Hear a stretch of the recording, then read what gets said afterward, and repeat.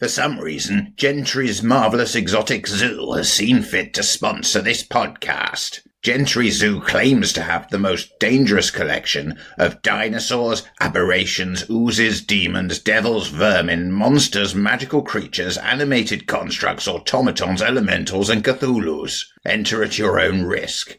The estimated survival chance is approximately 50%, and that sounds very reasonable to me. Maybe I can pick up a new familiar.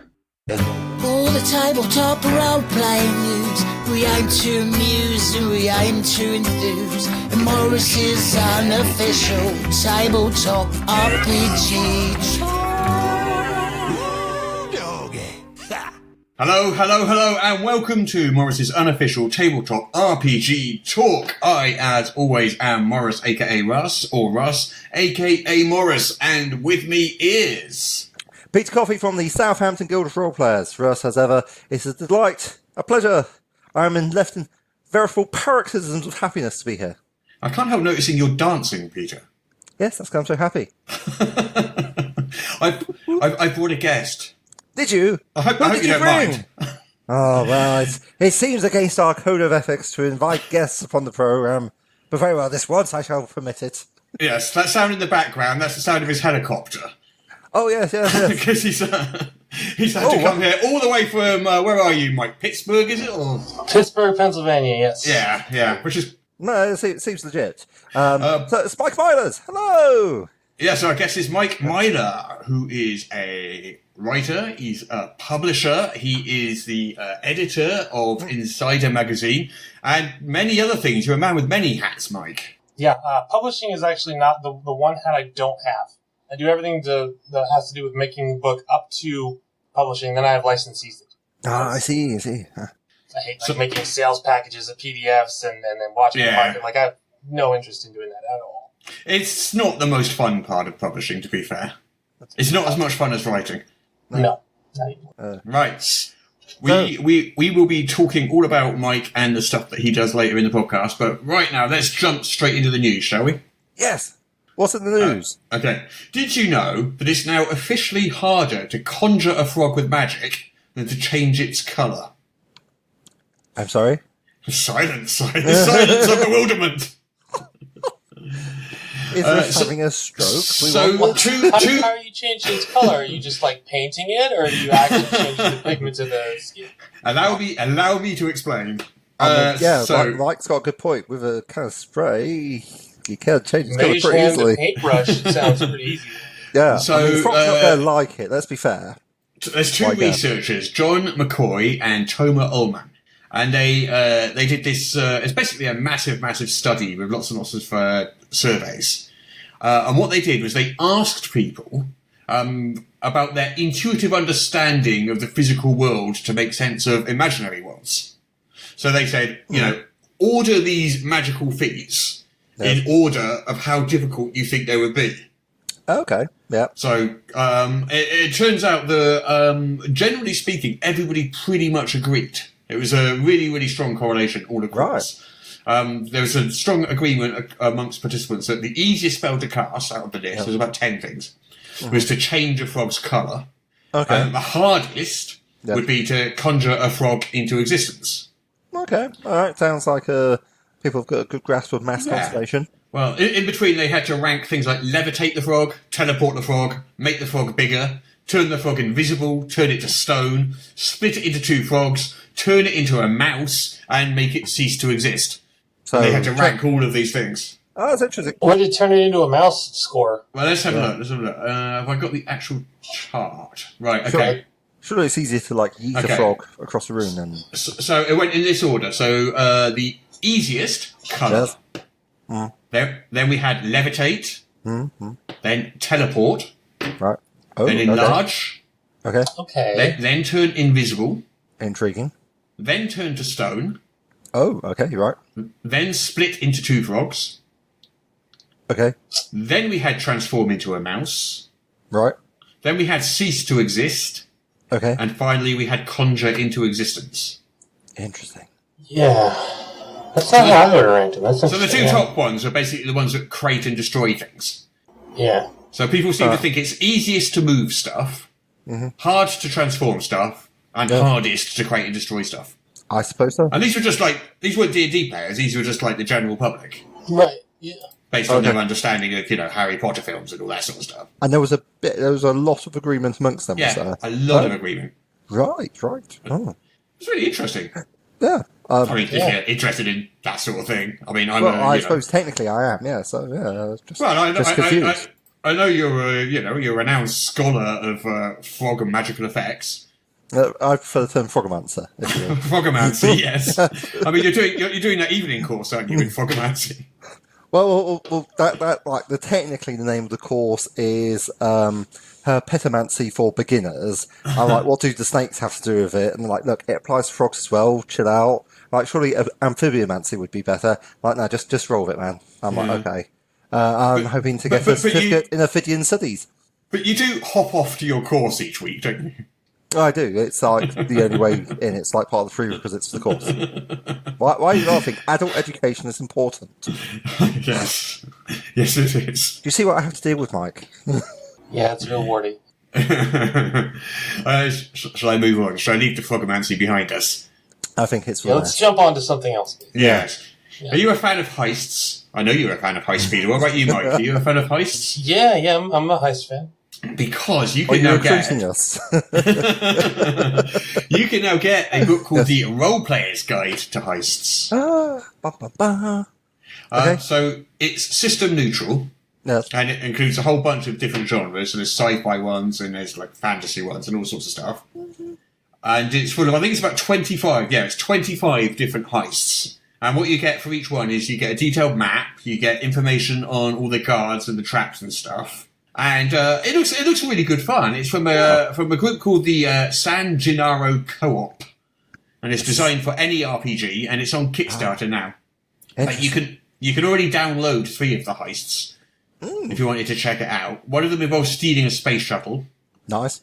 One of them's in an interdimensional. I can't even say that word. An interdimensional wizard's tower, and the third is a retro robbery during Hollywood's golden age. Exciting. Yeah. Sounds like a great companion book for now. Yeah. It does. It sounds really good. That would be now the version for What's Old is New, as opposed to just in general, which would also be true. Like generally having that as a companion book would be a solid choice. Yeah, I think so. Well, yeah. Any fans of Stargate here? Yes. Have you watched all of Stargate? Because it's hard to be a fan of all of Stargate, because a lot of it is very bad. I've watched the film and about 5 episodes, but I really like the idea of Stargate. Okay, I have never seen any Stargate. I'm over 20 years out of date. What of it? The movies are pretty good. Like, I remember the first movie was solid, and then it's just kind of downhill from there, and the TV series is a rapid dash down a cliff. Aren't there about 8 different TV series? There's loads of them. There's Stargate Universe, and that's like 10 series. That's 240 episodes. That was like £70 on Amazon. I was like thinking that looked like a solid investment. Well, there's going to be a Stargate RPG. Yes, using 5th Ed Dungeons and Dragons. Using 5th edition Dungeons and Dragons, yeah, which is a curious choice, but okay, I'll roll with that. Yeah. So when Penny Arcade was like, we're going to make source book, WotC brought them on as like a side publishing house. Yes. And then when the guy who made Neverwinter Nights was like, I'm going to start making source books, they brought him in as a side. So like, do you think they're going to do this also with Stargate? Do you think that's going to hit the threshold for like, this is big enough where like, we're concerned about it, so like we're just going to bring it in-house? Maybe, but bear in mind, Stargate, the rights to Stargate are owned by MGM, which is a much bigger entity than, say, Penny Arcade or something like that. So it might be a little more complicated and tricky and involves sub-licensing and all that sort of stuff. I'm getting in my head like an image of like one of those like deep sea fish, like the anglerfish, where it's got like a little tiny bright thing, and then behind it is a big lurking maw. It's very much. Stargate's like a little shiny thing, and the big lurking maw is MGM. Yeah. I mean, it says here, on the press release, it says here that this was sort of arranged by a company called Brand Genuity, which is a leading global independent brand licensing agency. Okay. So, it's probably more of a tricky licensing situation than Penny Arcade. I would say. No, that's a good point. It's like, who knows? Because from my experience with these things, you get when you've got all these different companies involved, they all want a cut of the pie. And suddenly, if you've got so many of your sub-licensing down and stuff, suddenly there's so little money to be made that maybe it's just not even worth it. Yeah. But hey, who knows? Who knows? Anyway. Yeah. Hey, we've got a bit of sad news. Oh, yes. James, I think it's Matty, he was the founder of RPG Now. Yeah. And of Minion Games, RPG Shop, Game Universe, chain of brick and mortar stores and stuff like that. He died last week at the age of 52. Yeah. Very young. He died in his sleep. I don't know what of. But he was one of those people that it wasn't usually in the headlines, but he was one of those people in the background of the industry and was really, really important to the industry. Yeah. Influential, helping things get distributed. Very intimate, yeah. He was running the board games, right? These days, more recently he was. I mean, he created RPG Now, sort of 20 years ago. And then 5 years later, that merged with Drive-Thru RPG. And since then, he has been like a partner in One Bookshelf, which owns them both. He basically pioneered the PDF industry sort of single-handedly. But, I mean, he created that entire industry, created RPG, because nothing existed like that before RPG Now. Yeah. Like, Paizo didn't exist, so their site wasn't there. Steve Jackson Games' online store wasn't there, So it was the first one. I remember when it opened because our first book, Wild Spellcraft, was there in like the first weeks. It was one of the very, very first ever products on RPG Now, which massively influential on just the way people consume RPGs now. Like, I personally have a huge backlog of PDFs, some of which I've never opened, but it's just like it's all part of the large amount of creativity that's there. Yeah. No, it is sad. I think a lot of people are going to miss James because he was one of those people that was a proper mentor to a lot of people. He wrote lots of blogs of advice on how to use Kickstarter, how to produce board games, all this sort of stuff, and was always happy to sort of share his knowledge. Yeah, sad times. Obviously, our thoughts were with his family.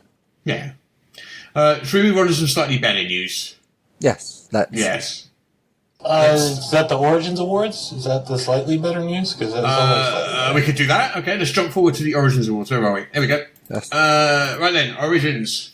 Yes. Just calling them up. So the Origins Award winners have been announced. Oh, yes. Obviously, the Origins Awards are a lot more than RPGs. It's board games, card games, and all that sort of stuff. Yes. And this being an RPG podcast, I'll just kind of zoom in on the RPG categories. Yes. So, role-playing game. Vampire the Masquerade 5th edition. Which is surprising. Interesting. Yeah. Role-playing game supplement. Mordenkainen's Tome of Foes. Yes. Certainly a big shift from elsewhere, I must say. Not necessarily unwelcome, but I did not expect to see Vampire 5th edition in particular pick up Best RPG. No, I was a little surprised by that, but there we go. Maybe a vote of confidence in Modiphius, and letting them know that the Vampire fans out there are still keen to support them with the change in ownership. Possibly. I mean, it's still owned by White Wolf. It's just Modiphius are distributing it, producing it for them. They're a licensee, essentially. As part of their aim to distribute all games everywhere.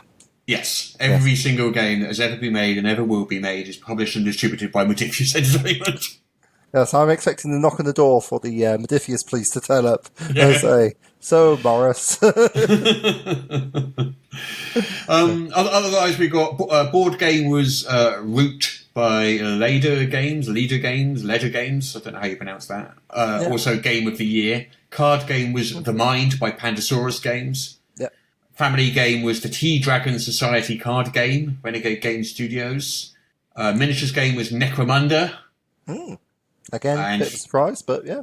Yeah, game accessory was the Black Dragon Trophy Plaque by WizKids. That does have a very intriguing name. It does. Oh, it looks pretty cool. I haven't actually seen it. Let me call that up. It's worth Googling. I see why this won an award. This is pretty dope. Let's pull that up. Okay, black. Oh, I see. It's a black dragon head to put on your wall. You know, like stag heads, but it's a black dragon head. Oh, I see. So it's something you might actually want on your wall. Oh, hello. Yeah. Wow. Yeah, that's what I'm saying. It's pretty dope looking. Wow. That is quite cool looking. Yeah. Is this the same one? Like £432? Yeah, I think it's mad expensive. I'm seeing $449. So yeah, sounds about right. Yeah. Yeah. Oh, yeah, I see it. Yeah, it's not cheap. There's Oh. a person's head for comparison, and it is bigger than the person's head. It's about twice the size of her head, isn't it? Yeah. Yeah. Oh, yeah. Oh, crikey, yes. That is... I guess that's what, a young black dragon then?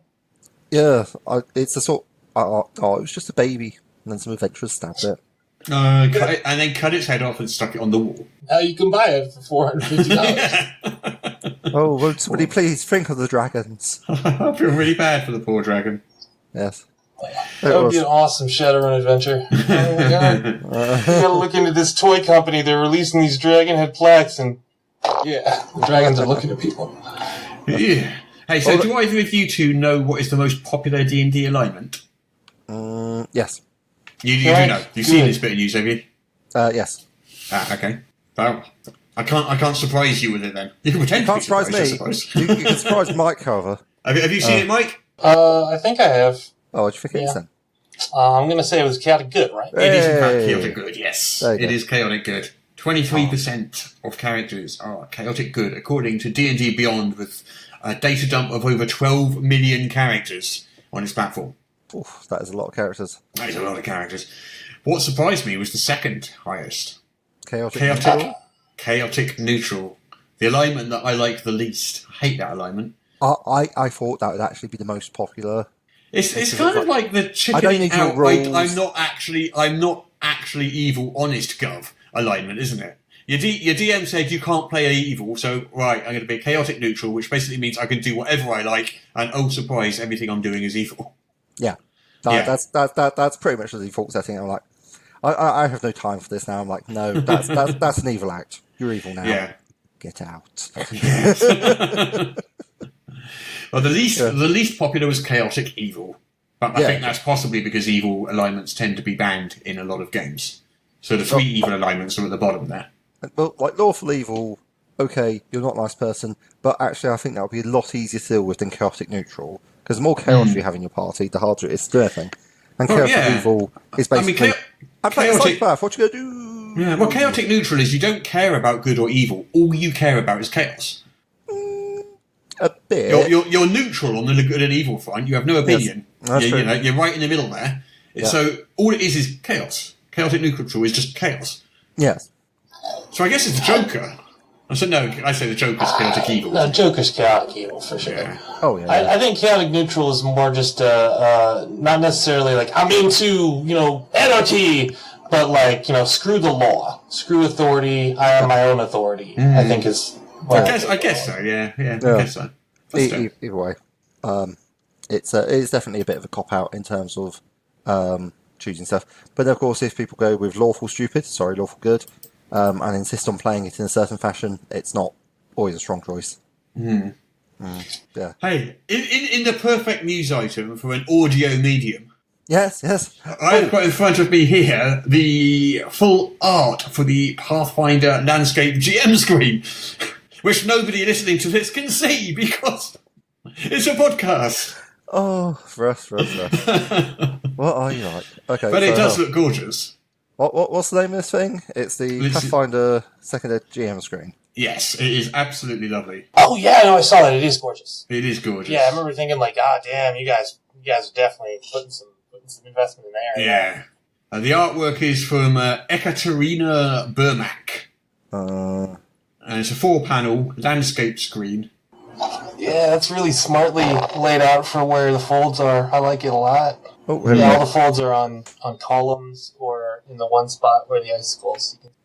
Oh, I see. Yes. So essentially, you've got a 4-panel GM screen, and each of those 3 middle columns is essentially a large column of stone. You've got looks like a wizard and some sort of monk facing off against ghouls, and jumping out, and there's probably some sort of ranger in there. It's Then like you've a got green tone, and then it goes to the red tone with the ogres, and the fire, and Amiri the barbarian. Yeah, like just leaping up, an amazing action shot. Then we slip over. It's looking like I'm getting. That's an Aboleth. Yeah, you reckon that's an Aboleth? Is that an Aboleth? Yeah, it's definitely an Aboleth. It looks. It's got a little angler things coming we off talked about earlier. It kind of looks like a catfish to me, but so a giant basically, catfish. it's basically got like a little bunch of Stargate larks hanging out, and there's MGM leaping out, and facing off against some sort of paladin, and looks like I think probably a sorceress or something. Just straight out of the bards water. up there in the up left too. And then finally we've got somebody vaguely Arabian. I'm guessing some sort of battle mage, and there's a blue dragon. Cleric. That's a cleric. Ah, okay. Cleric, blue dragon, a literal mountain of gold, and they're just laying into it. Yeah, that's a solid screen, I must say. Right. Anyway, anything else on the news? Only one last piece of news. Yes. Because Yes. as of yesterday, Yes. today being Wednesday, when this podcast goes out, or tomorrow, as we record it. Yeah.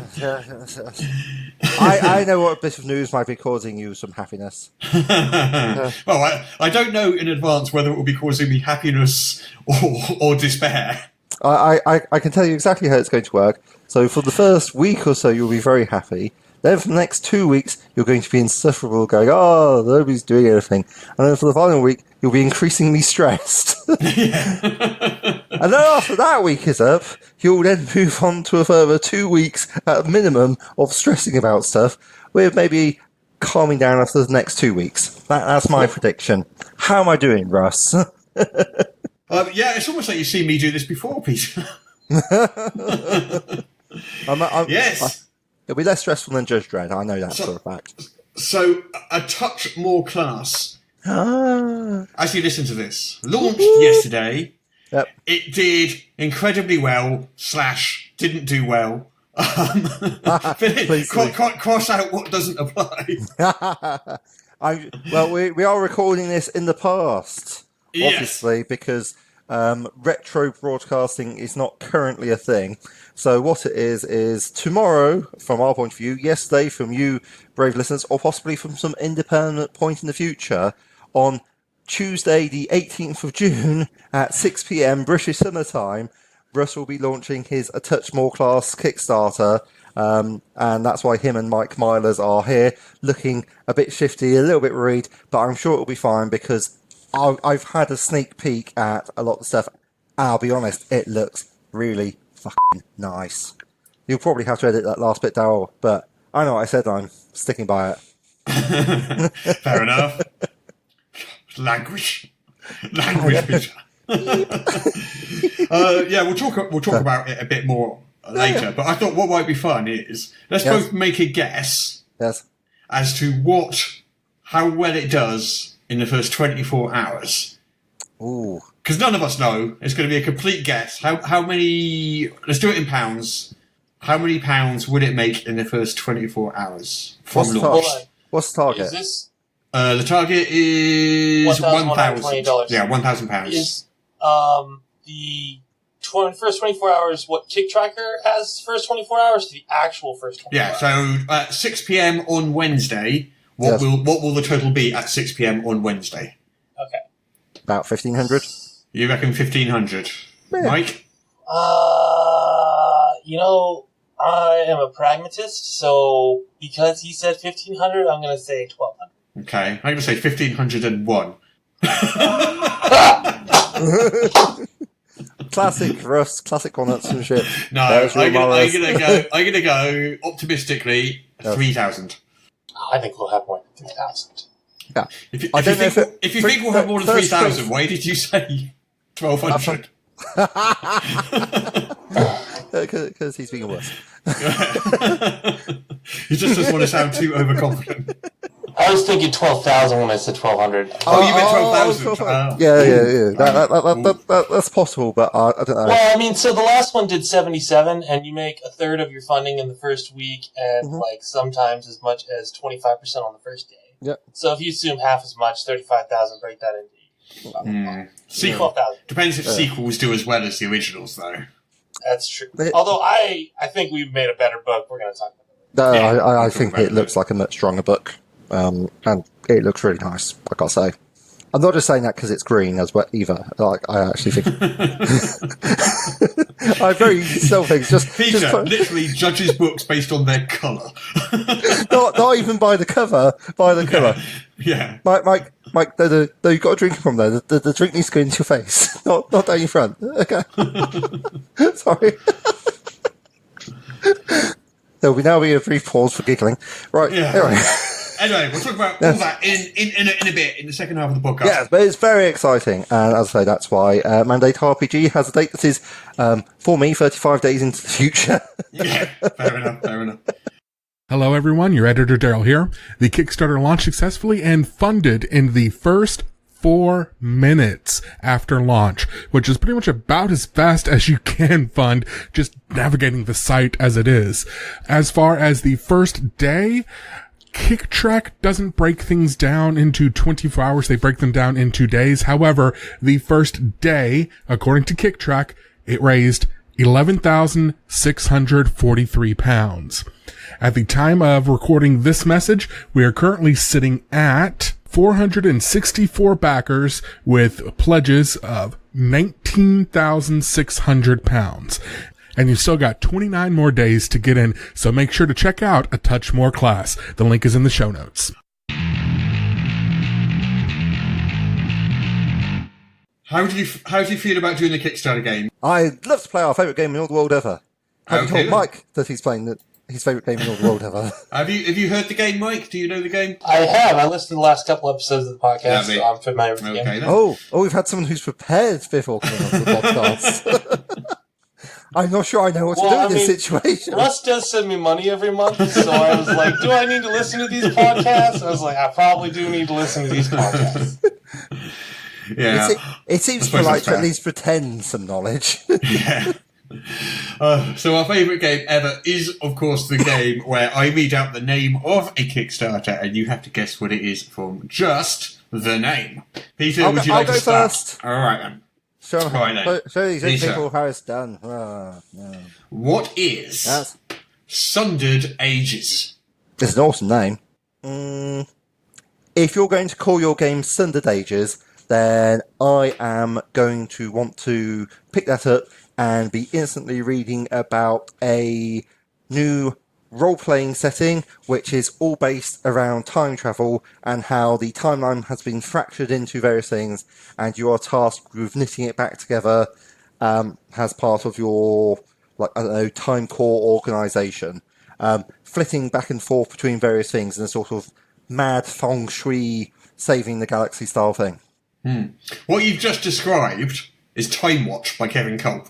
Which is also pretty awesome. Yes, but it's not this. No. So Sundered Ages is a Class 3 D20 fantasy adventure game. So it looks to me like it's basically D&D without classes, as far as I can make out. I'm listening. And what? Well, it describes itself as the best D20 system you've never heard of. It's got Class 3 character creation, a play it your way spell system, I'm not sure what that means, easy to understand combat, digital PDF usable from any device, as opposed to those PDFs that can't be, I suppose. I don't know. Those PDFs you have to print out, or as we call them, books. Yeah. So one of those PDFs that you could use for my kettle, excellent. I always like those PDFs. I do enjoy the games best when I can play them on my fridge, it's true. Yeah. And linked pages for easy navigation. Really? Linking pages on an electronic document? Mm-hmm. Well, whatever will they come up with next? It certainly sounds like they're taking bold new steps rather than just, I don't know, taking the PDF of the book and then sending that out, because that was very lazy. Really very unpopular. It's been cancelled. Looking shifty over there, chaps. It's been cancelled. Look at it. It's just been cancelled. Well, while we were doing the podcast. No, there you go. My eye is sufficient to retroactively cancel Kickstarters. Wow. What a lame-ass superpower you got. You just can complain about a Kickstarter's like PDF and like it crashes. Like, yeah, pretty much. God. Yeah, like, I mean, we're ready. Like you got us in your palm, but like everybody else did not care. I think you'll find let me look at the reason why it's villain. You should probably not annoy me too much, Mike. What with, I don't know, some sort of project that you might have coming in the next couple of days. Right, okay, it's been cancelled because all the feedback he got was that people wanted a physical project rather than a PDF. Yeah, well, that's true. Okay. Oh well, never mind. At least in Kickstarter, that's why people are there. Basically, it's where the physical market can persist. Right then. Well, Mike, he's learned his lesson, and now he can price it up for a physical project. right, are you ready for one, Mike? Go on, Mike, you can do it. Bring it on. Let's do it. Okay. What is Dust Wardens? Dust Wardens is a 5e Western campaign setting with sci-fi flair. Interesting. Wrong, but interesting. Son of a bitch. Oh, I thought you knew what it was. It was you were like, I know. I tried to come in there confident. He said it so confidently as well. Yeah, I was like, yeah. Oh, this sounds legit. To be fair, I don't think that's a bad guess based on just the name there. But what this is it's a queer RPG about community and connection in a haunted roadside apocalypse. So it's powered by the apocalypse. Right. And it's about polyamory and queer families and safe havens in a world that wants to hurt us. But why is it called Dust Walk? That's not. I wouldn't call it Dust Wardens. No. But okay. I mean, that sounds cool. It sounds like an interesting game. Well, it says haunted roadside apocalypse. So is that what the dust is? I guess.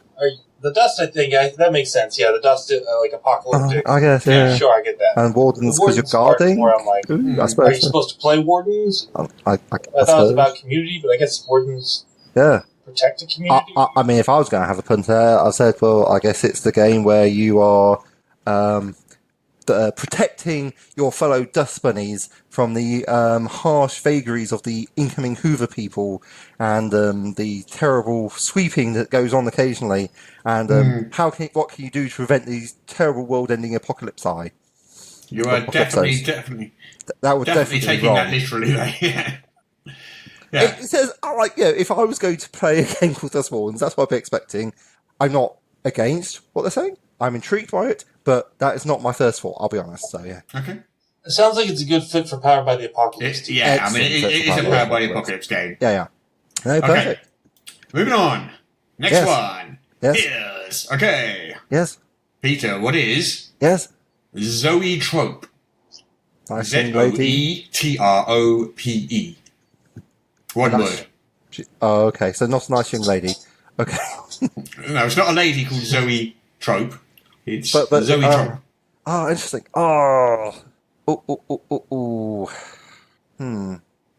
I think that my grasp of Latin is not going to help me out here because it's not very good grasp because I've had to pick it up myself. But I'm pretty sure that the trope part is something to do with shape, potentially speaking, rather than the more common story usage. For instance, allotrope. The allotrope of carbon has several allotropes, which means it exists as diamonds, bookmercer fullerenes, and graphite, and it's all elementally pure carbon. So I'm thinking zoetrope is from that, but I don't know what zoe means. Let's take a punt. It probably should be zootrope, but yeah, I don't know. Maybe it's a game about shape-shifting between animals, and probably an original system. Okay. Do you remember about 5 minutes ago? Yes. You described Yes. a role-playing game. About being Dust Wardens, where you are protecting the world from dust bunnies. Before that one, what you thought Sundered Ages was. Oh, yes, where you're doing time travel and stuff like that, and saving the world that way. Yeah. Well, that's what this is, ironically. Fair enough, then. right description, wrong Kickstarter. Okay, so we've got Time Watch by Kevin Culp. No, sorry, Zoe Trope. I don't get the name. I'm sure I'm missing something there. I don't understand what the name means, but it's a card-based time travel role-playing game. A card-based time travel role-playing game. As in what you draw? Well, tropes is probably there's a lot of time travel narrative tropes. I guess. Right. I guess that must be it. I mean, it says here, basically, it's an easy game to sit down and play. Each player is dealt a roll card, which tells them how many action, time, and gear cards they get, and gives them a special ability when they travel backwards in time. They also get trait cards, which give them little bonuses or powers. Oh, okay. So, yeah, okay. That sounds intriguing. Does it have good artwork? Yeah, I like the artwork. I do like the artwork. Okay, I've just Googled the word zoetrope. Oh, yes. A zoetrope is one of several pre-film animation devices that produce the illusion of motion by displaying a sequence of drawings or photographs showing progressive phases of that motion. That's a zoetrope. Yes, I have seen that. That's like where you spin a thing and you're looking at it and it looks like there's a horse dancing. It's like a photos from my vacation. Yeah. There you go. That's what a zoetrope is. No, it's more like when you spin something, it looks like you see like a carousel or something going along. Yeah, it's like a cylindrical thing. Yeah. Oh, okay. Yeah. Yes. I have in fact seen zoetrope. Okay. Yes. So, now I know what it's called. Yes, I have as well. Yeah. I just didn't connect the word with it. Right. Are you ready for another one? It's Mike's turn this time. You can do it. Right then, Mike. This one is called Rust Hulks. Ooh. Okay, Rust Hulks is definitely in space. I am gonna bet it. Oh no, shit. Okay, so now it's in space. I'm gonna go with Savage Worlds sci-fi exploration setting game. It's in space. Ooh. Yes. Closest so far. It's powered by the apocalypse, not Savage Worlds. Damn it. And basically, you play the crew of a large, derelict spaceship, flying around the solar system, picking up jobs, earning credits, scraping through hulks, and improving your skills and expanding your ship. Oh. Well, So it basically sounds like it's Firefly. Yeah, I was going to say, it sounds Pretty much. Okay. Right? Well, that's going to be popular, certainly. Yeah. Yeah. Well, I think I'll give you a couple of points for that. Are you the only person who've gotten any points so far in this game? So far. Congratulations. This has been a complete washout, apart from the couple of points you got for that. Oh, yeah. There isn't. Yeah, the rest. There's a whole load of dice sets. I'm not going to go through those because there's loads of them. Are they pretty? Do they have any pretty dice though? We've got some Pixel Life ones. We've got some handmade Zodiac gemstone ones. We've got some Royalty Halfsea ones. We've got some Wieldwood handcrafted dice sets made out of wood. We've got an epic 48mm dice. What's 48 mil? 48 mil. So that's like 5 centimeters almost. So it's 2 inches. Yeah. Wow. It's not that That's big. cute. Yeah. Big enough you could hurt somebody with it. Yeah. Oh, I got some metal dice the other day, and them D4s, it's like caltrops. Ooh, yeah. Get a handful of metal D4s, leave them behind as you flings. Yeah, crikey. All right. Right. So, I think it's safe to say that Mike has won our favourite game in all the world this week, but only just. He only won it by guessing that Derelict Hulks was set in space. Or whatever it was called. Rust Hulks was set in space. A win's a win. Yeah, win's a win. This is America over here. Win is a I think win. you should take it, Mike. Just take it. Run.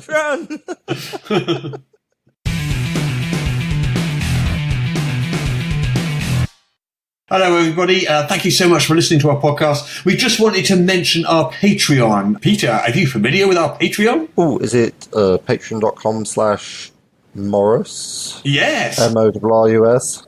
At patreon.com/Morrus, you can find our Patreon, which is what pays for our podcast and buys us all these wonderful microphones and mixers and other little bits and pieces. And wires. So many wires. And all these wires. We have a load of wonderful Patreon backers at the moment. And those backers get... We cherish you all. Yes, we do cherish them very much. And those backers get bonus content every single week, just as a thank you for backing our Patreon. And because they're so awesome and so quick off the mark, they also get to talk to us in our Discord channel, which is pretty good. and we'll sometimes even deign to answer that. But So please, if you do enjoy the podcast, head on over to patreon.com/Morrus. Link will be in the show notes. Yes. And support us, even with just $1 a month. Every little bit helps.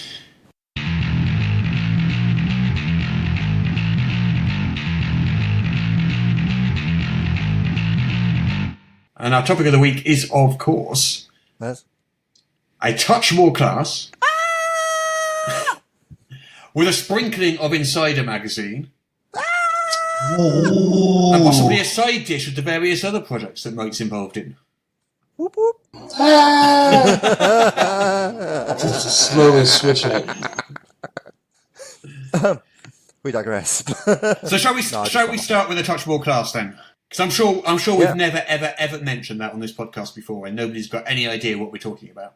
Well, to be fair, despite having mentioned many times that this Kickstarter that EN EN Publishing and EN Insider are doing repeatedly on this podcast, I'm sort of like, oh, is that a Kickstarter that's due to come out? Was said to me this morning.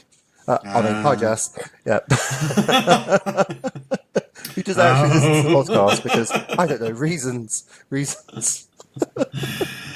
Yes, it's a podcast that you two are personally involved in, that you have a stake in. It's very exciting. It's about the 5th edition of Dungeons and Dragons. There's all sorts of different classes, or I don't know a lot. I know there's a lot of different and interesting names.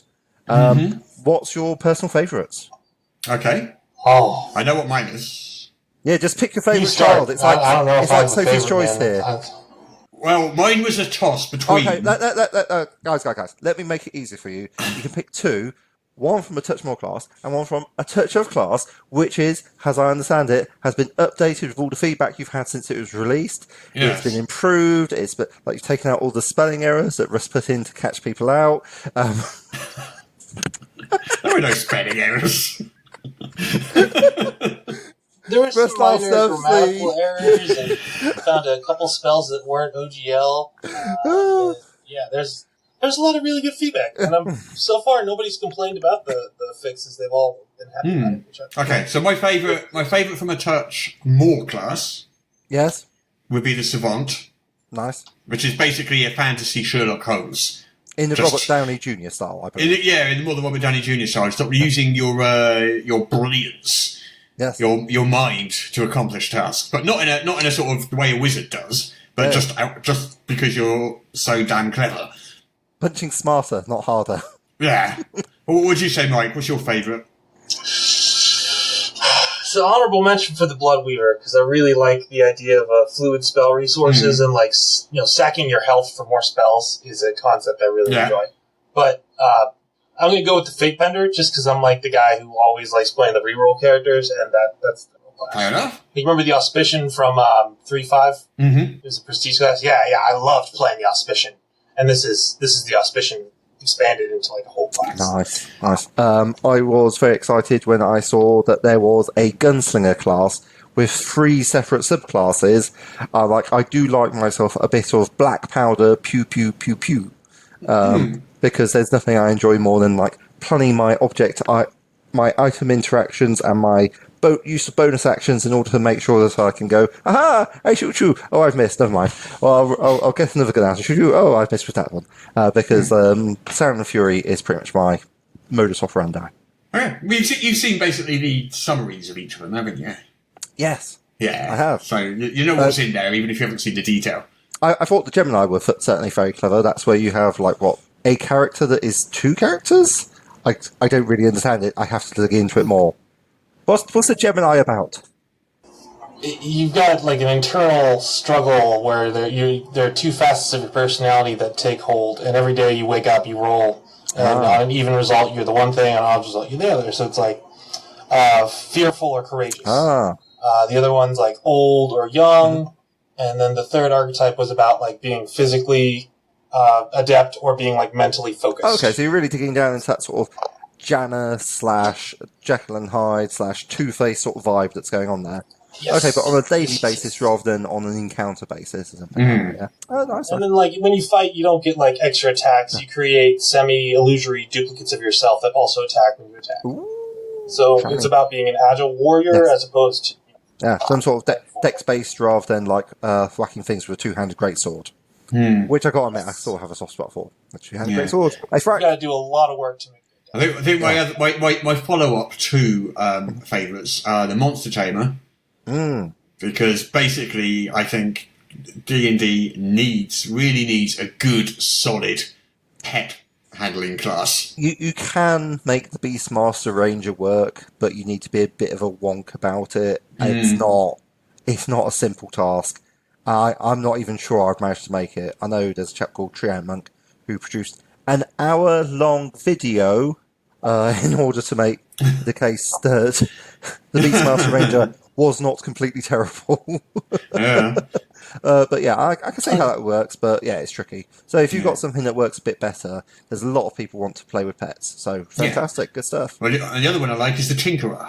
I do like the Tinkerer with the Mechanic, Bombardier, and Steam Knight subclasses. I see. So you're ready to take on the Artificer from Wizards of the Coast.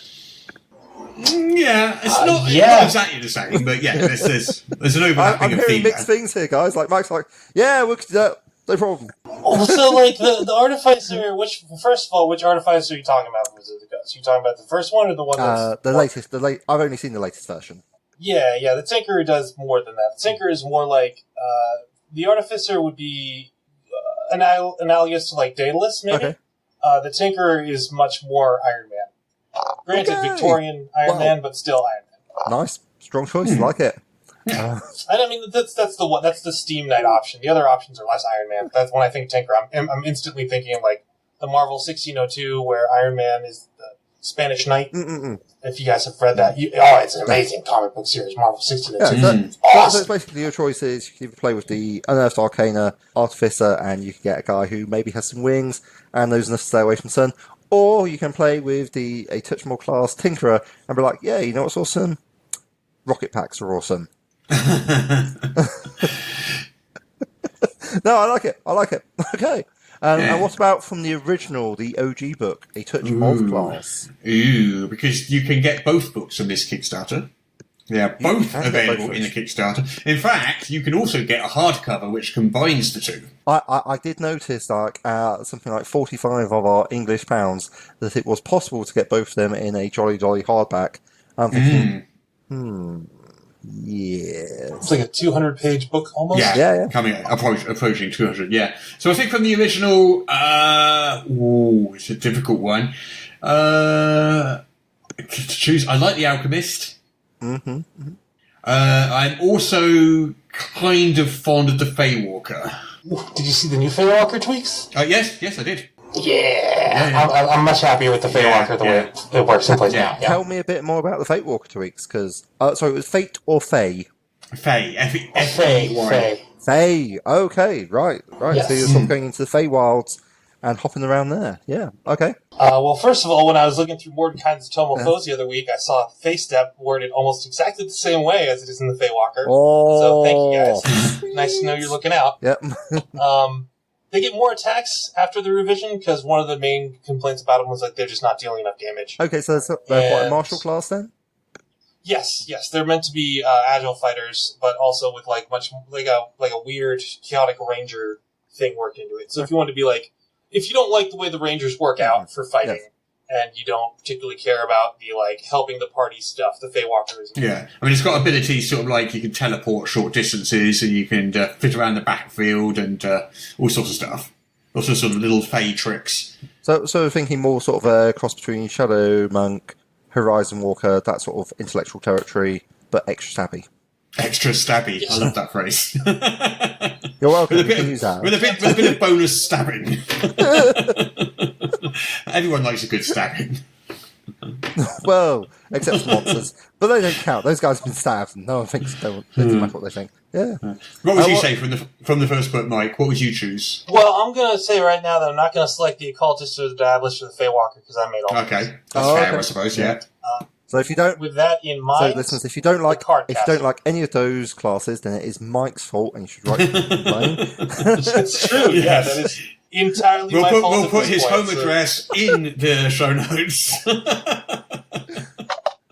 And his phone number. Stamp self-addressed envelopes for your convenience. No, I think that would probably add to the printing cost, so we won't. But yeah. But yes, you're saying the card caster. Yeah. So the way I've been likening this to people is like it was an amazing, sumptuous, incredibly well-cooked meal served in your super uncomfortable dining room with all of your family watching you, like while you're naked. So we fixed it, and it reads so much better. It's so much easier to understand. Let's just assume, Mike, that I have never actually read what the card caster does. I'm going to assume. Oh, yeah, sorry. no, it's fine. I've not seen it, so. And your spells are determined by what cards you have in your hand, and all your spells are tied off to tarot cards. Okay, sweet. So, like, you play death. Aha, I win. Kind of. The death card lets you play... Let me find death, and I'll tell you what... Okay. So you essentially got, like, a whole bunch of... You've got, like, a proper tarot deck, major, minor arcana, which I suppose, with the changes, you can actually represent with, like, a standard playing card deck. Yeah. Yeah, or you can use our custom cardcaster deck, which will be selling in the Kickstarter. Try saying that. Death lets you cast Animate Dead, Cloud Kill, Contagion, or Insect Plague. Nice. There you go. So, okay. So rather than having a list of it's known not just spells, one spell; it's a couple spells. Okay, so it depends what card you draw, and that gives you a list of spells which you can cast any one of, depending upon your spell slots and stuff. Okay. Yes. And now you have spell slots. Before you didn't have spell slots, which is horribly problematic for a number of different reasons. So problematic, so wrong. Good. Cardcaster, now fixed. Yes, sorry, I haven't actually, as I said, I haven't actually seen these yet, so I'm like, yes, I can. Rest seems trustworthy. I can allow these classes to be played in my game. And you're like, oh, yes, we put some spell slots on them now. What monstrosities are you inflicting upon my game, Mike Myler? Why would you do this to me? Well, before it had something like spell slots, but something that's like a spell slot can't be used with, for example, Divine Smite from a Paladin. No. Or won't stack with your spellcasting levels from another class because they're not spell slots if you don't call them Wouldn't be able to recover it from a Pearl of Power, which would be a problem. Boom. Yeah. Okay. And you know what? I feel sort of like a Billy Mays type character here, but wait, there's even more, because not only can you get a touch of class, a touch more class, and a custom cardcaster deck, you can also get... And the hardcover compilation. And the hardcover compilation of those books as well. You also get a whole pile of extra stuff of PDFs from EN magazine. Yes, 28 of the things. 28 extra subclasses. No, 28 PDFs 28, containing subclasses, about 60 subclasses. Okay, so 20. Okay, my mind is just like blown here. Yeah, it's not one subclass per PDF. Each article is a different. Each PDF is a different supplement. So you got 28 PDF. You got 28 PDFs as a bonus, which gives you access to an extra 60 subclasses. I mean, why so many subclasses? What do you need all these for? What's going on now? Who doesn't like subclasses? Bad people. I mean, we're giving those for free as well. We're not charging people for these things. So these 28 PDFs, if you back the Kickstarter, yes, for I think it's 20 quid or more, so just buy one book, you just get them all for free. It's not, we're not charging for them. They're just a bonus, just to, sweeten the pot a little bit, just to make it a little bit more attractive. It's like you're literally making it rain with PDFs and books and all that sort of thing at, like, quite frankly, ridiculous prices, and that's ridiculous in a good way rather than overcharging, which is pleasant to see has a fiscally retentive going on. You could. It certainly has been tried with some success by others. But yeah, and the best part is that it's all ready. Yeah. You're set to go. Like, you actually have the physical books, or you're waiting. You go print them. Once you get the money in. Well, we've got the physical proofs. Yes. So what happens is, that's Mike is showing you. Is that the card deck you got there? Look. Yeah, it's multiple proofs of the card deck. So we got the physical proofs of the books. So what happens is after the Kickstarter ends, PDFs go out immediately, as always happens with our Kickstarters, like within minutes. Yep. And then as soon as the Kickstarter funds clear, we order the print runs. Yep. And the print books get printed and shipped. Nice. It sounds very, very solid. And so what about, like, so, I do actually remember seeing a Touch of Class the first time it came out. I looked at it, and at that time I was like just still like learning how to run, because I didn't actually get a chance to play 5th ed D&D at that time. I was like looking, I was like, oh, I don't know, seems a bit odd. But what about those people who backed the original Kickstarter? I mean, do you have anything to offer them? They have already got updated PDFs of Touch of Class. They got them a few weeks ago. Yeah. So everyone on the original Kickstarter who backed it got that. So if you got the original PDF in an entirely different fashion, then you will now have waiting for you on DriveThruRPG a fantastic updated version. The main thing, I guess, would be like the Cardcaster class. I can say that 3 times fast with a mouthful of jelly baby sandwiches. This custom deck for the Cardcaster class, is that available? You can get that on the Kickstarter? Yep. Yeah. Yes, you can. And finally, you can also get 2 starter sets for 2 adventure paths. Oh, what? What is this? So our 2 big adventure paths are War of the Burning Sky. Oh, yes, I remember now. Yeah, I'm sorry, I did actually see this. I had just forgotten, because I was just wading through so much information about all the stuff that you're proposing to bring out. It's like, you've got like sort of the pseudo-Victorian steampunk one, and I think we have actually talked previously on the podcast about the Burning Path? Is that right name for it? So, should I say the sentence again then? Yeah. So I think it went something along the lines of our 2 major adventure paths are War of the Burning Sky and Zeitgeist, the Gear of Revolution. Yes. And War of the Burning Sky is a big epic magical war. Yes. And Zeitgeist is, how would you describe Zeitgeist, Mike? The easy one for you, Mike. It's more conspiracy, isn't it? It's more political, more conspiracy, more your constables in the Royal Homeland Constabulary. Yeah, you engage in this epic 13 adventure battle against a cult called the Obscurati, who have infiltrated throughout society. It's really in-depth and super long. Yeah. It is, like, I was thinking about the other day, I think it's in excess of 1 million words. Wow.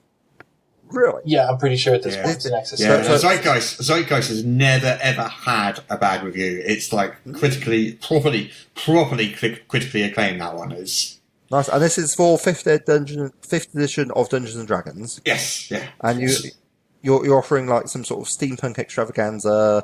Well, I wouldn't call it steampunk. Not steampunk. Okay, I'm a simple man. I see a Zeppelin. I call it steampunk. It's slightly ahead of medieval. Okay. So punk. I get you. Yeah, I mean, it's, there's Victorian elements. You got railroads. Yeah, it's got railroads and guns, I suppose. Old guns, but I wouldn't call it steampunk. There are top hats. You see, that's the thing. I'm seeing Zeppelins, I'm seeing top hats, I'm seeing railroads. I'm thinking Victorian. I'm thinking steampunk. Yeah. But Russ is saying it's not steampunk. I'm original. No, it is definitely. It's definitely it's pre-steampunk. I think it's got elements. It's got elements of it. It's got some sprinkling of it, but I wouldn't. Pre-steampunk is a good way of putting it. Those 2 adventure paths. Yes. And we are offering starter sets for both of the adventure paths, which consist of the first adventure and 2 guides, one of which is for players with a bunch of player options and background info. So you might get some new sort of subclasses, some new equipment, all that sort of stuff, player-based stuff. And one for GMs, which basically outlines the entire 13 adventures all in advance, so you know what's coming. Gives you a bunch of new rules for GM's information and monsters and NPCs and stuff like that. Oh, nice. So each of those consists of 3 softcover books. Yes. And what sort of levels does it cover? Both of them start at level 3, I believe. Okay, yeah. Yeah, sounds right. And they go on to, I think it's the mid-teens. Ooh, I think. I mean, okay. What would you say Zeitgeist is going to hit, Mike? 14th level? 15th level? Yeah. Maybe 16th even? That's a big boy. Sounds chunky. Yeah. Yeah. So to realise that means the Kickstarter in total has 9 books, one of which is a hardcover. Yes. 28 PDFs. Yes. And a card deck. Seems solid. That's a lot of stuff. Like, yes. A couple of 100,000 words there. I feel pretty good. Yeah, couple hundred pages at that point, I think, would be the better way to think about it. But yeah. Anyway, that does sound very exciting. And if you're listening to this podcast and it's before, probably like the 5th, probably like the, 12 plus 18. If it's before the 18th of July, 2019, then you could still get in on this exciting goodness. We'll be keeping you posted, obviously, as the thing goes on. But yeah. Assuming it does well. If it does really badly, we might not. I don't think it's... Sweep under the rug. I think it's to do okay. We've done everything right. I mean, we've got a mailing list set up. We've got promotion lined up. We've got everything. Done everything by the book. Done it correctly. Done it right. Yeah. You know. If it goes wrong, it's not because we did it wrong.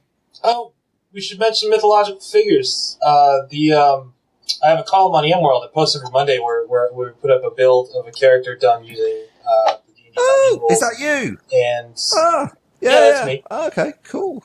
Are you glad you've enjoyed? Yeah, I'm always surprised. A lot of people read those. Yeah, they're quite popular. I did not realize a ton of people read them. So we started with Tesla, right? Was that the first Attention class one we did? No, Sherlock was the first one. Sherlock Holmes is a savant.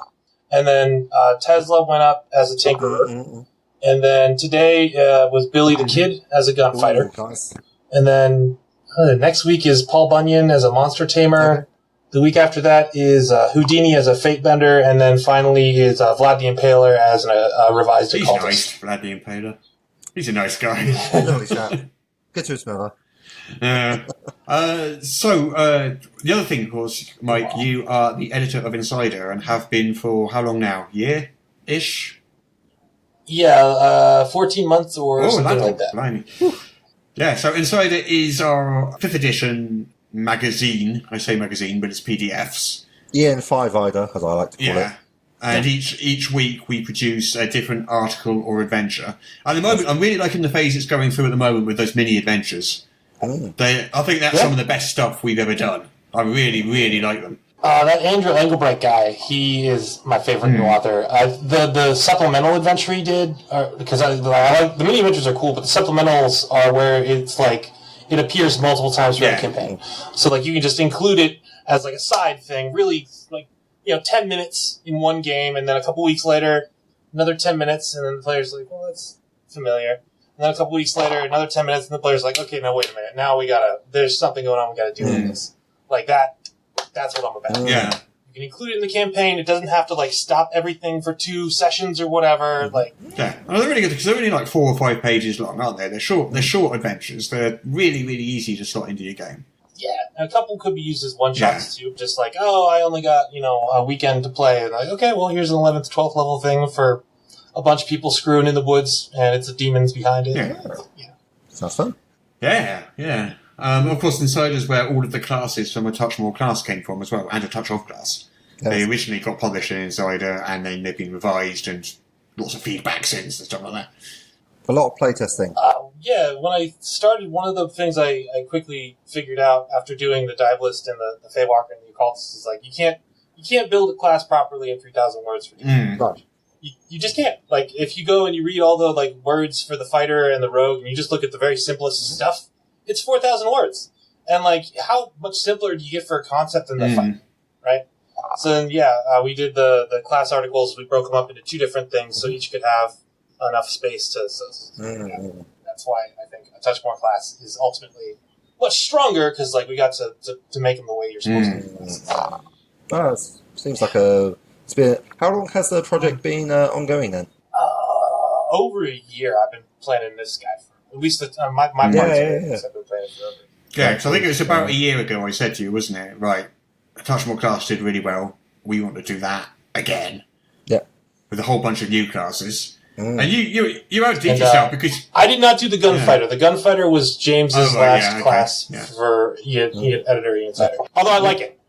There wasn't a lot of problems. I didn't have to do a bunch of fixes to it. Good job, James and Walt. Tichanowski. I mean, you outdid yourself because a Touch of class had 7 classes, and a Touch More class has 9 of them. Well, I mean, how could we have it be a Touch More class without having more? Exactly. Right. Yeah. There you go. Go big or go home. It's a solid mantra to go with.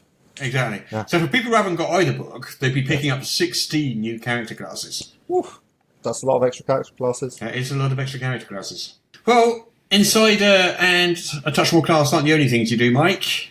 You've got your own stuff going on as well. You've got Mists of Akuma, for example. Yes. Big adventure I did not write, but a guy that I picked up off of EN Insider wrote, that Andrew Engelbreit guy, called Honorable Wills. It's almost 100 pages. It's freaking fantastic. Yeah. It involves, at the very end, so you travel all over these two prefectures chasing after the descendants of this really nice old woman who you meet initially on save, then she dies, and then in order for like everybody to get access to her vast fortune, you need to either redeem her offspring or kill them. So you go around killing or redeeming offspring. And they've all, like, fallen to crime. So one's like a thief, the other guy's just a gambler, one's a thuggish assassin, two are pirates. Then the last one is, like, a crazy mad scientist who's been, like, re-enslaving the water folk. And there's, like, a big dungeon delve there that I spent several days making the maps for, which are exclusive. Nice. Yeah, so that's coming out. And then when I made it, you will notice, you guys can see this, that it has black page backgrounds and one text. Yeah, I've noticed that. And my publisher complained to me at length and a lot, and he just did me a solid, so I spent a week and I put it all in a yellow linen type paper background with black text. Because working with all black would be quite hard, I imagine. That's a lot of age. So how would you describe Mists of Akuma then? It is Eastern Fantasy Noir Steampunk for 5th edition or Shadow. Well, that's you told. I've never been asked that question before. It's really specific. Anybody who's seen Afro Samurai, that is the best, quickest analog. Okay. What else is good? Iron Fortress of Kabanari, which is a little more obscure, also would be a great analog. Ninja Scroll, but with like some steampunk added. And the reason it's always described Eastern Fantasy Noir Steampunk is because it's built for the steampunk to be removed, right? So if you don't want steampunk, because I know a lot of people don't, you can just take the 4 prefectures that rely on science, they're all on the corners of the map, and just take them off the map. And then there's directions on the first page, like here's what you remove. Because everybody treats it as witchcraft. It's essentially witchcraft. So the mists have come, and they strip people of their dignity and change them into these like fast, semi-intelligent zombies. But items can be changed into sukumugami, which are from Japanese folklore. After 100 years, an item might gain sentience, and then if it was treated well, it's like friendly and cool. If it was treated badly, then it is a monster. And in the case of technology, there's a lot of war weaponry left over. So like, it's great that you have that gun, but the Mist of Akuma might come, and then it might bite you in the hand and shoot you in the face. So like, there's a good reason to be afraid of technology. And that's the sobering in a box. So how's that doing for you? Oh, awesome. I think it is, like, the best-selling thing for Storm Bunny Studios, and has been for a long time. Yeah. No, it's finding its following. People are digging it. I'm very happy. Audible Wills is the 7th adventure, and I have a big old... I sold my last copy of it at that con. I have a big, giant 400-page adventure from the first 6 adventures. So it's sort of... It's actually out already. Oh, yeah. No, it's out. It's not coming to Kickstarter. It's something you finished. You can buy it right now from, what did you say it was called? Storm Bunny Studios. Studios. Bunny Studios. There you go. Excellent The core book is companion out. book to There's Dust Adventure Wardens. Path out. Yeah.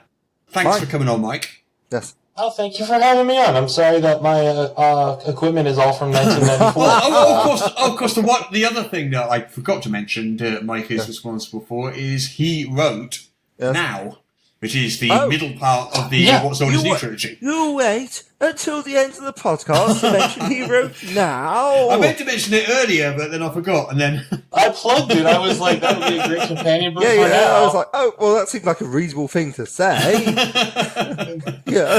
What we're working for the publisher. My name's on the front of it and the side of it. I mean, It's like you approach the subject, and you're like, it hardly seems worth mentioning that of the core books for the generic role-playing system that we have created, that we now have all of the creators of all of the books.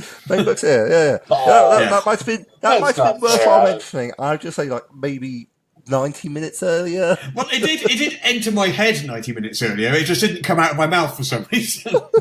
I got sidetracked into something else. And so much else does. So what happened back then, because the original Kickstarter of What's Old is New was literally just old and new. Yes. There wasn't going to be a modern one. We had the fantasy, we had the science fiction. It was exciting. Yeah, and then Mike contacted me and said, "Look, do you want to do a middle one?" And I went, "Do I want to do a middle one?" No. then he said, "Let me rephrase this." You were all like, "Hey, I'm thinking of stretch goals, everybody. What should I do for a stretch goal?" And I was like, "Do a middle book. Here's the table of contents." And that was the sell. It was the table of contents. And then once Mike offered to do the middle one, then it became a reality.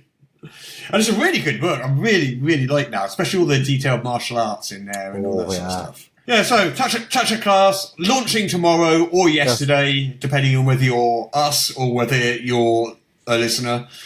Or sometime in the past, but either way, if you're in before July 18th, something like that, 2019, then it's an excellent time and you should get in on that because it's going to be epic. And there will be a link in the show notes to the Kickstarter, and by the time you hear this, it will have already made £100 million. Yeah, stuff like that. Yeah. Keep dreaming. Yeah. Mike, it's been amazing having you on the podcast. As I say, I really hope you appreciate the speedy professionalism with which we've managed to dispatch this show and bring it to our listeners. Yeah. Who have we got on next week, Peter? Do you remember? Is it Ash Law? Is that next week?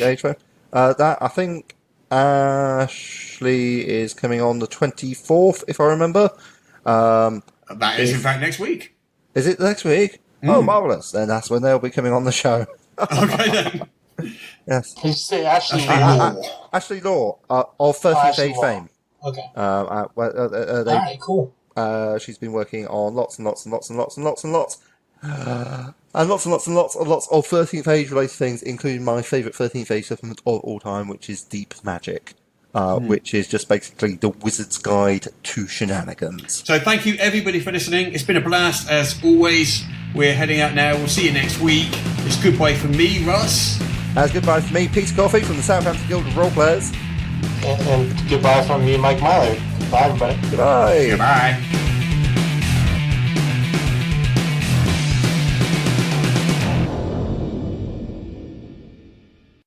Apparently I now have to read this to you. This is the official podcast of Morrus's Unofficial Tabletop RPG News, which you can find at enworld.org. You can find show notes at morrus.podbean.com or wherever you found the podcast. If you feel like they deserve it, you can support the show on Patreon. In return, you will receive exclusive bonus content. Just go to patreon.com/Morrus. If you're interested in his babbling nonsense, you can follow at Morrus on the Twitter. Send your emails to morruspodcast@gmail.com. Not all of your emails, just the ones you want us to see. That's it. I'm bored now. You can go away. Shoo, off you go. Goodbye. Get out of here.